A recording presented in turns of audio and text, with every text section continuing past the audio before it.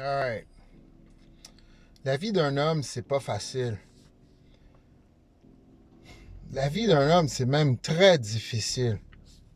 Ça l'a jamais été. Ça ne l'est pas aujourd'hui. Puis je pense pas que ça va l'être éventuellement. Pourquoi? On dirait que c'est comme quelque chose de spirituel, de divin. Il y en a qui croient que la vie, plusieurs philosophes pensent que la vie commence à 40 ans. Surtout pour les hommes. Ça fait du sens. Parce qu'à 40 ans, tu commences à avoir un certain équilibre, Il y a plein de choses qui commencent à faire du sens. Ce qui était disparate avant, maintenant, semble prendre forme tranquillement. Mais quand tu es un homme, là, voici ce que j'ai remarqué. Malgré le désir de partager ses souffrances et ses douleurs avec les autres, une des choses qui est prescrite serait de rester stoïque, de pas se plaindre, du moins de pas trop se plaindre. Ce que je constate, se plaindre repousse les gens, surtout lorsque tu es un homme. Se plaindre que la vie donne des coups, se plaindre que la vie est injuste, se plaindre que ça va trop vite, se plaindre que tout le monde s'en fout, se plaindre que ça fait mal, c'est toutes des choses qui font que les gens te regardent comme soit étant faible ou bien soit étant un pleurnicheur. Donc, c'est pas proscrit.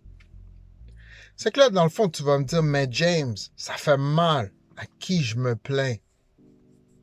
Ça, il y a juste toi qui le sais. C'est toi qui regardes dans ton environnement, puis que tu es capable de dire, lorsque ça va vraiment mal, je peux aller voir un tel ou un tel. Il se pourrait que tu n'aies personne à voir parce que dans ton environnement, tout le monde s'en fout, right? Dans ce cas-là, moi, ce que je te conseille, c'est de te rabattre sur Dieu. Là, je dis te rabattre sur Dieu, c'est pas de façon négative. Il est le seul qui est là. Il se pourrait, OK, que dans ton cœur, tu dises, oui, je lui parle, mais lui, il répond pas. Parle-lui quand même. Il est le seul à qui te confier. Il est le seul qui écoute, puis il est le seul qui comprend exactement ce qui se passe.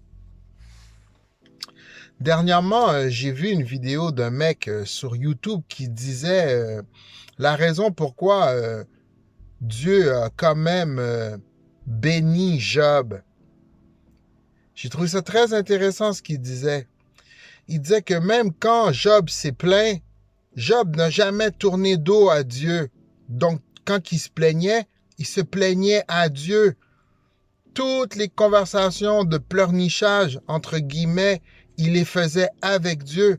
En aucun moment, Job a dit, ça marche pas, moi je veux plus rien savoir de Dieu, therefore, je tourne mon dos à Dieu. Job est resté persistant, il est resté fidèle, malgré qu'il se plaignait. Mais moi, je vous propose de faire la même chose. Je me propose également de faire la même chose.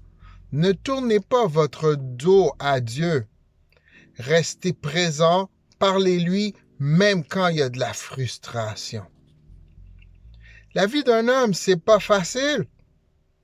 La vie d'un homme, c'est même très difficile. Je ne sais pas ce qui en était il y a 200, 300, 400 ans. Mais aujourd'hui, en 2025, dans les sociétés occidentales, ce qu'on peut remarquer, c'est qu'il y a une volonté de rendre la vie d'un homme vraiment difficile en lui imposant toutes sortes de petites restrictions externes qui viennent troubler son intérieur finalement.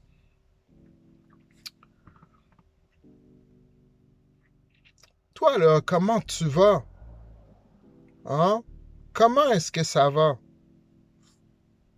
Moi, j'ai décidé de faire un channel YouTube justement pour partager ce type d'expérience-là avec vous qui ne me connaissez pas.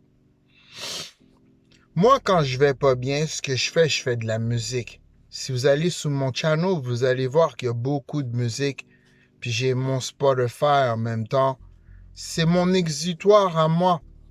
Puis quand je vais vraiment mal, et là, je m'exprime avec Dieu parce que c'est mon seul exutoire. Du moins, c'est le plus stable de toute la gang. Abandonnez pas. Continuez à marcher. La route, elle est difficile. Puis notre croix, elle est lourde. Mais il faut la porter. Ou sinon, what? Vous faites quoi? Vous abandonnez, baissez les bras? Ça sert absolument à rien. Stay strong, stay positive. Prenez deux secondes, s'il vous plaît. Abonnez-vous à ma chaîne. I love you very much.